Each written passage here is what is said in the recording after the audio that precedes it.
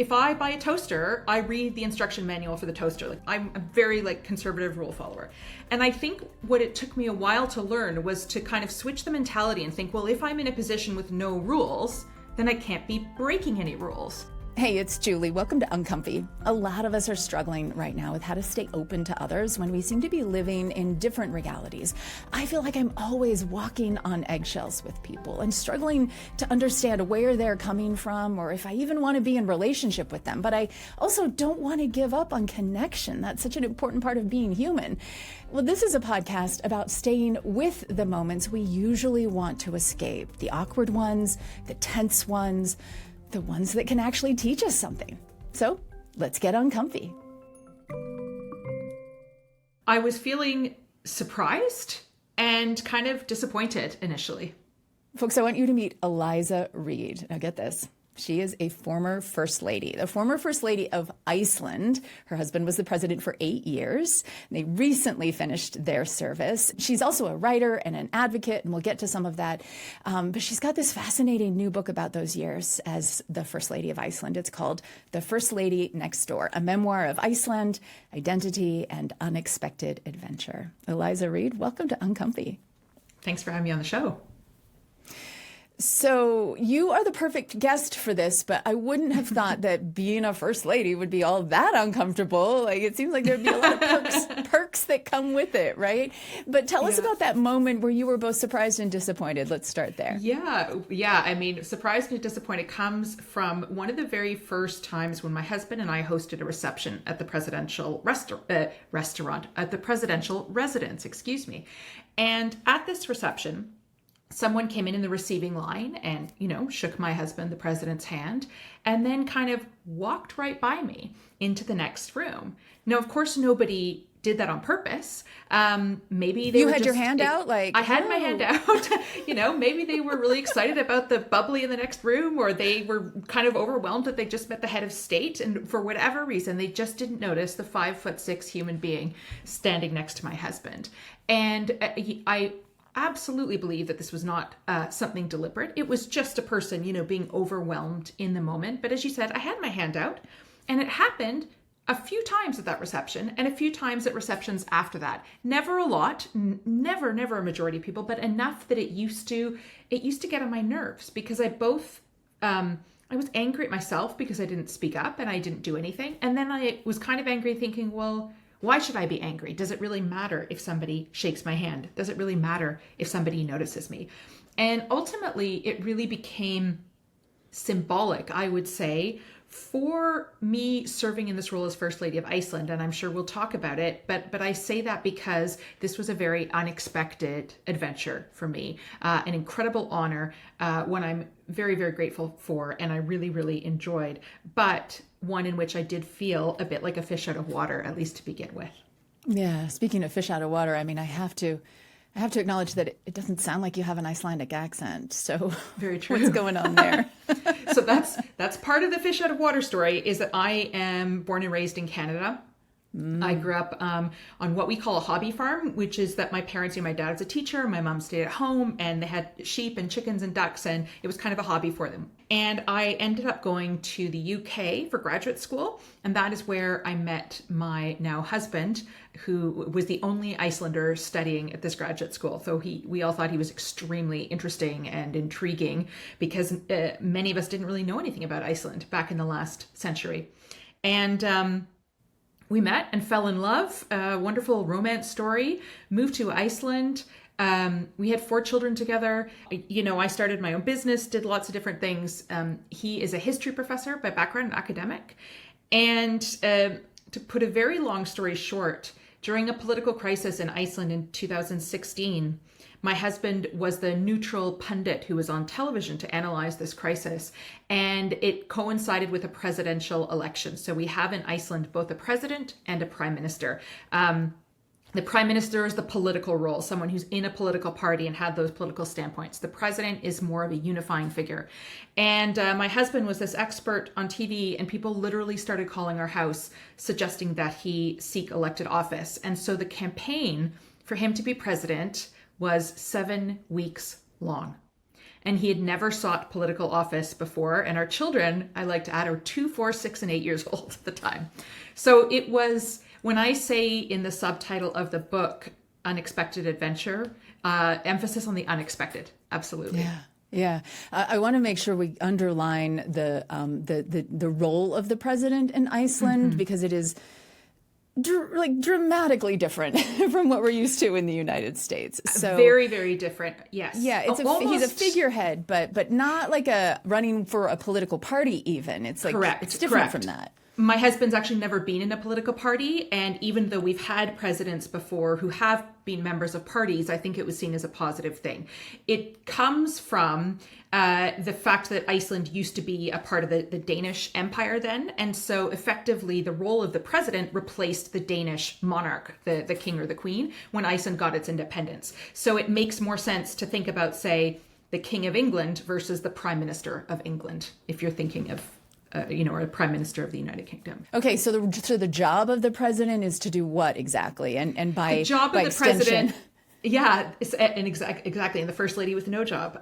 So the job of the president is effectively to act as a unifying figure, I would say. Does have practical roles, meaning that he officially, will help to call elections. He helps steer coalition negotiations. He has to sign all laws that are passed in Parliament. He can veto the laws. That would only be extremely rare. And as I said, but generally acts as a kind of unifying symbol of the country. The spouse of the president, by extension, as is most spouses of most heads of state, there's no rule book, there's no instruction manual on how to do it. But if you're visible and active, then there's this assumption that you might appear by that person's side during state visits, hosting other heads of state or making visits abroad. For me, I feel we have, as a feminist, we have so many male heads of state in the world. And I thought as the female spouse of a male head of state, I thought it was important for me not to perpetuate stereotypes, to say that I'm very proud of my husband. I'm very proud of everything that he has achieved, but I also have my own voice. And if I have this position and this platform, I want to use it, not in a political way, not in a party political way, but to bring attention to issues that I think are important. And that's really what I tried to do. Although, that story at the beginning about the handshake shows you that it's not like from day one I was, right on the horse and had incredible confidence and knew exactly what I wanted to achieve, because of course it was so sudden and unexpected.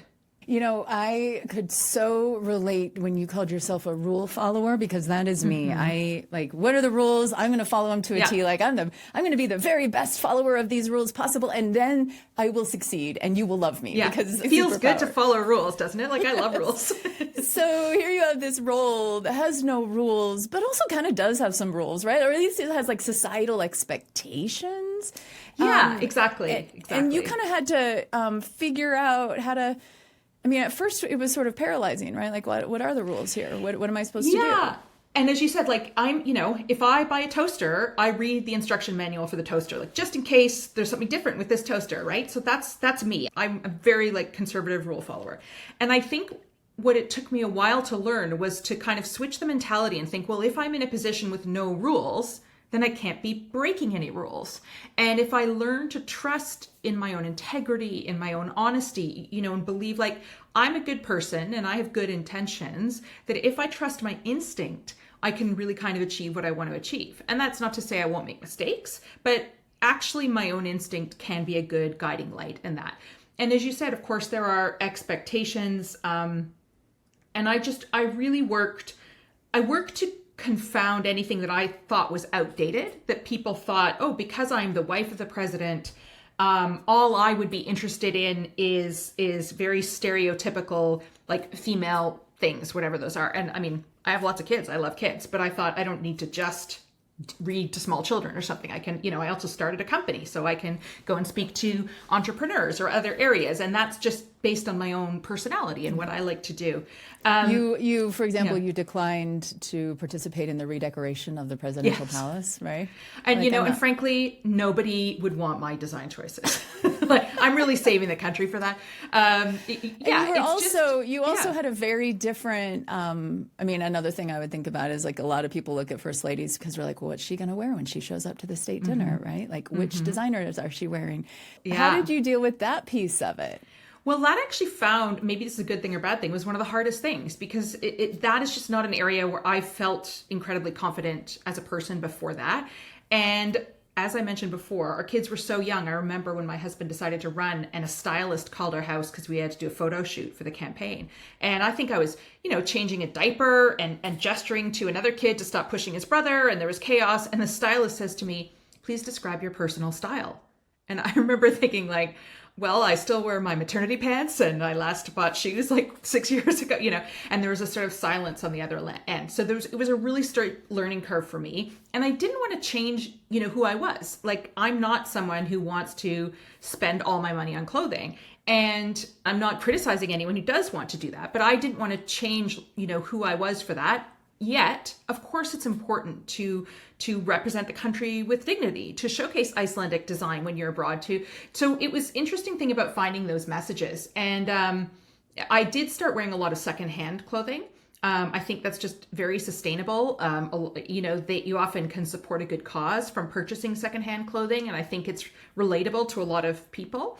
The funniest thing. I mean, were you like announcing it? Because I need to tell you, this sweater and this dress are both thrifted. So I want to be able to tell you if anyone's like, that's a cool sweater. I'm like, thanks. I got it at the thrift store. For me, I always joke to wear my Canadian's hat that if you compliment a Canadian on something, they have to tell you like how cheap it was or like, please don't think I went to any trouble, like, oh, thank you. It was 80% off. And I didn't always want to comment myself on it because I thought if there's ever a time I don't want to know all the things, you're creating these bad situations. But I kind of through back sources let it be known. What I'm wearing for you right now is just, for people who are listening, is I'm wearing a green Icelandic jacket, Icelandic necklace, Icelandic earrings.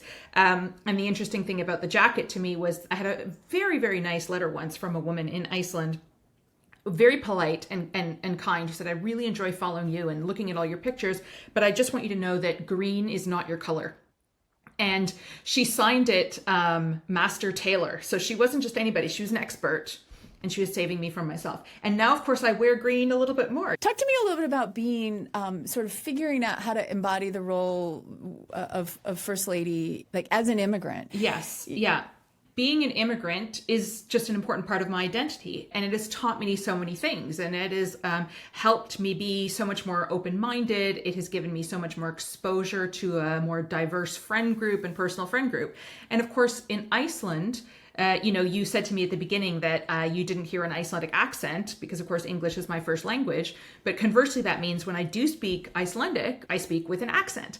And that to me was really important, that when I made speeches and spoke in Iceland, that people heard someone speak the language imperfectly with an accent, to know that just because I do have an accent doesn't mean I don't have something important to say, doesn't mean I can only talk about quote unquote immigrant issues. And just to showcase, and I realize from my very privileged background, this is, a bit ironic, but just to showcase a little bit more diversity in society. And so, I never said I'm perfect in the Icelandic language to people. But people could see that I was doing my best. I could laugh at myself when I made a mistake. I made many mistakes. Most of them I won't say publicly, but a couple of them I share in the book that are that are open audience mistakes. And, you just have to, of course, those aren't intentional. So you just have to be able to laugh at it and say sorry when you make a mistake, right? And I think that those are actually good rules for life. You quite famously did some writing, made some posts on social media that garnered some attention internationally, including an op-ed that you wrote for the New York Times. And as a writer, you're a great writer, so I guess that made sense. But did you worry about sort of like if it was your place to speak out, or if you would be causing more controversy? Like, I need to be this polarizing person. Yeah. I totally worried about it. The article that I wrote in the New York Times had to do with, what the editors called the very weird role of being a first lady, and the assumptions that was made about it in terms of thinking, oh, she's going to just go next to her husband everywhere he goes and clap at his brilliance. And just that there was a lot of assumptions on it, but also that it was kind of nuanced, right? That we shouldn't, but that these spouses shouldn't be reduced to kind of props for their husband's genius. And I've spoken to other first ladies who, even if they agreed or not, like there's no way that they would have been allowed to just write a piece for the New York Times. And I then fell into of course I spoke to my husband about it and he was very supportive. And I thought, well, if I don't ask anyone at the president's office, no one will talk me out of it. Because I had this guess, of course, public servants, and this isn't any detriment to them, they're going to err on the conservative side of like, let's not rock the boat. If no one asked you to do this, there's no need to do it. And I thought, no, I feel like it's important to make this point. And of course, then the night before, I knew it was going to come out. I knew I hadn't told anybody. And I remember thinking, what if, like, this was so stupid. Why did you do this? People are going to tell you, they're going to yell at you for being too privileged and complaining about things or being an attention seeker. And I think the worst thing was if someone had said, she's a bad writer, because, as a writer, that's like the worst thing someone can say. To me, it was an important point, though, about, women's place. And I am such a proponent of gender equality. And to me, that isn't a political statement. That's a human rights statement. And the article, in anyway, case people are not, yeah. I mean, you're sort of criticizing societal expectations about the role of a female partner of a head of state, and kind of like, I'm not my husband's handbag, I think was a great line that you had, right? To like just pick up and take out the door.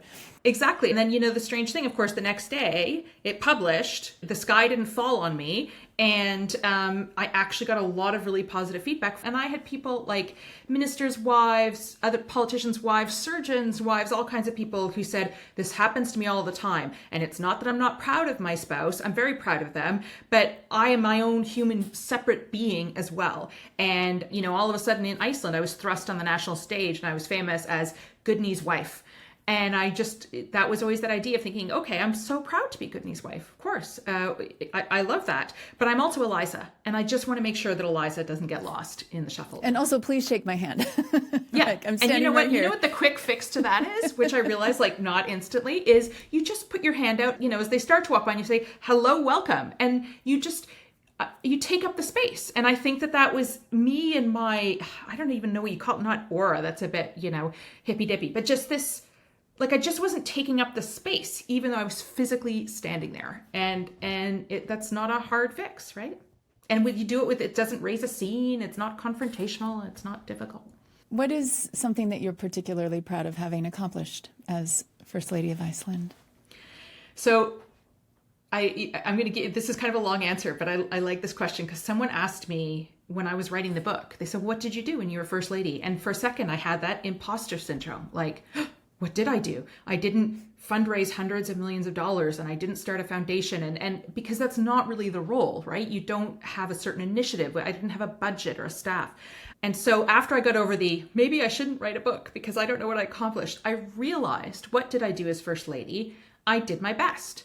And maybe that's actually a good example, because I think that nowadays we're so all or nothing with everything, right? We're so, if I can't save everything, I might as well not save anything. And I didn't change the world as First Lady of Iceland, but I did try to do my part. I did try to just nudge things in the right direction.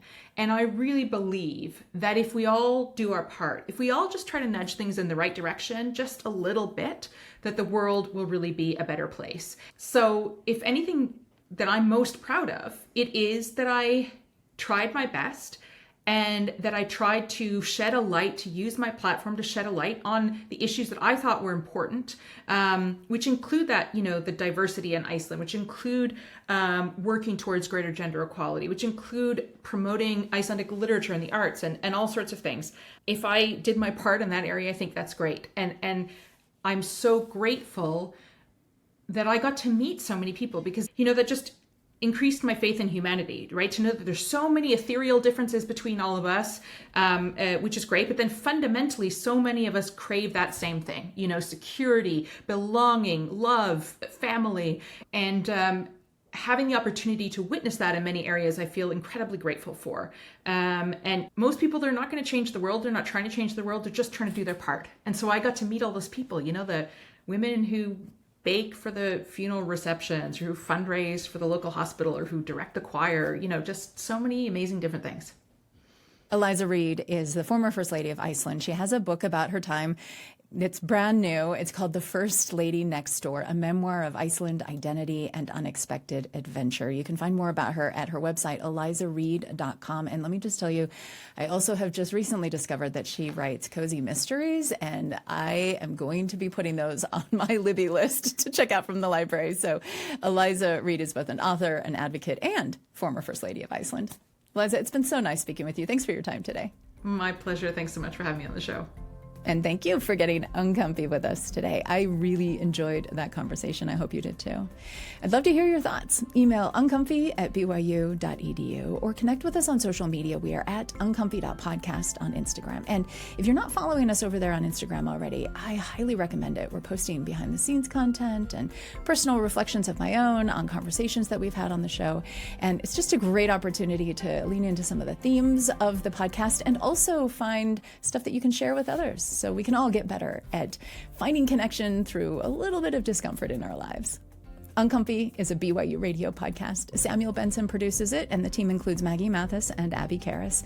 Our theme music was composed by Kelsey Ney. I'm Julie Rose. Can't wait to get uncomfy with you again next week.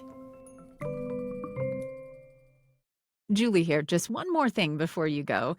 If you're a mom or if you know a mom that could use a little backup, there's a new podcast from BYU Radio you'll want to hear about. It's called The Council of Moms, and it's all about the real, messy, beautiful moments of motherhood, from picky eaters and bedtime battles to the deeper stuff like anxiety and raising resilient kids.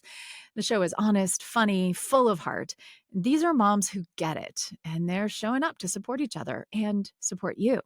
So if you're feeling a little overbooked and underappreciated, this might be just the boost you need. You can find Council of Moms on Apple Podcasts, Spotify, YouTube, or anywhere you listen.